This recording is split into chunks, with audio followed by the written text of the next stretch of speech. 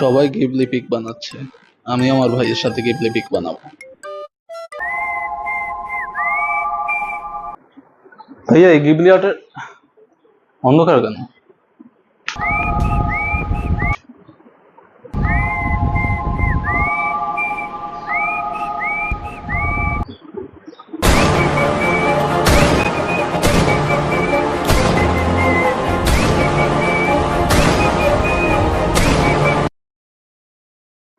কি বললি তুই? এখনো দায়িত্বশীল হলি না? আমি আর তোদের কতদিন খাওয়াবো? তোর পিতা বৃদ্ধ হয়ে গেছে, এখন তো মানুষ হ। না মানে হুম,